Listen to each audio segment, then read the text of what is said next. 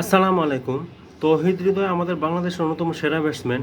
তো তৌহিদ হৃদয়ের অভিষেকের পরের থেকেই কিন্তু তিনি আমাদেরকে জন্য একটা অন্যতম গুরুত্বপূর্ণ ব্যাটার হিসাবে পরিণত হয়ে আসছেন।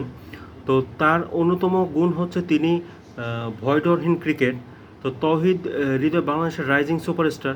তো গত শ্রীলঙ্কা ম্যাচেও দেখেছিলাম যে তিনি ২০ বলে ৪০ রানের একটা ঝড়ো ইনিংস খেলেছেন ২০০ স্ট্রাইক রেটে, যেটা বাংলাদেশের ক্রিকেটের ইতিহাসে অন্যতম সেরা টি-20 ব্যাটিং স্ট্রাইক রেট। তো তৌহিদ হৃদয়ের কাছ থেকে আমাদের প্রত্যাশা আজকের ম্যাচেও বেশি থাকবে, কারণ তৌহিদ হৃদয় যদি ভালো করেন তাহলে ইনশাল্লাহ বাংলাদেশের পক্ষে ভালো কিছু করা সম্ভব। তো তিনি যে ফিয়ারলেস ক্রিকেট, ভয় ডরহীন ক্রিকেট খেলেন, যেটা কিনা সত্যি আনবিলিভেবল। কারণ তার এজও অনেক কম। তো তিনি আমরা চাইবো যে তিনি আরও অনেক বেশি ভয় ডরহীন ক্রিকেট খেলুক।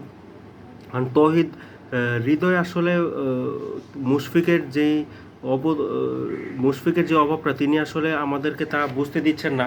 কারণ তার আইডলই হচ্ছেন তৌহিদ হৃদয়। একটা ইন্টারভিউতে বলেছেন তার আইডলই হচ্ছে মুশফিকুর রহিম। তো আজকে আশা করবো ইনশাল্লাহ তৌহিদ হৃদয় ভালো করুক এবং ইনশাল্লাহ বাংলাদেশ ম্যাচ জিতুক। আসসালামু আলাইকুম ওয়া রাহমাতুল্লাহি ওয়া বারাকাতুহু। এটা আমার ছেলে বলে। আসসালামু আলাইকুম। আসসালামু আলাইকুম।